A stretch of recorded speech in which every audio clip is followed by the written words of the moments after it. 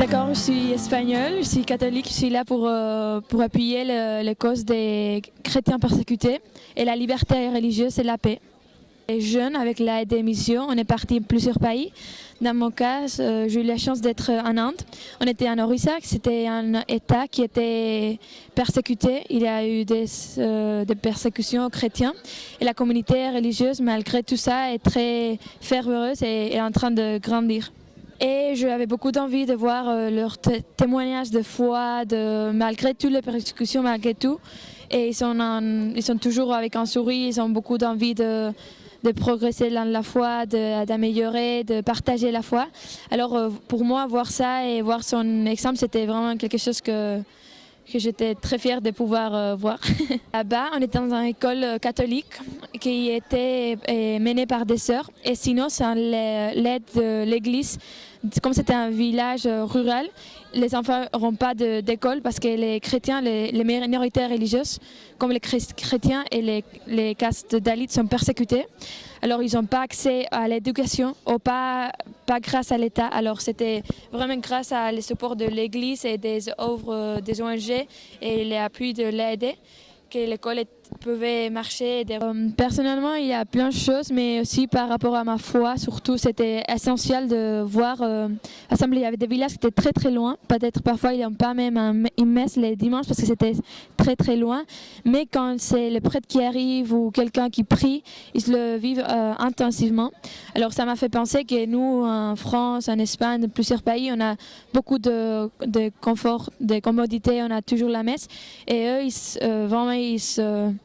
se luttent pour ça, ils se battent.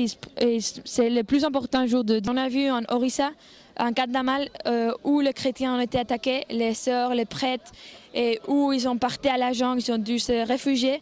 C'était incroyable. Et même, c'était dans les mêmes endroits à Kandamal où le séminaire est les plus nombreux maintenant. Alors ça, c'était incroyable et parler un peu avec eux, c'était très bien, oui.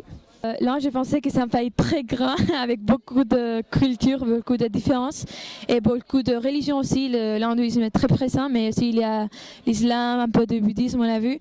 Alors je crois que c'est une communauté énorme, c'est en train de grandir, c'est une population très nombreuse, c'est clair, mais aussi ils sont très jeunes, il y a beaucoup d'espoir. Alors je crois que c'est l'espoir d'un futur mieux, et avec plus de droits comme la liberté religieuse qu'on est aussi aujourd'hui en train de supporter à Montmartre, à Paris. Je crois qu'il faut vraiment s'investir et prier si vous voulez y aller, mais surtout avoir beaucoup d'envie d'apprendre, d'avoir l'humilité d'accepter qu'est-ce qu'on peut faire là-bas, et aussi beaucoup de courage parce que c'est quelque chose d'intéressant et il faut le faire, je crois. Et c'est une mission humanitaire, mais aussi c'est une mission de foi.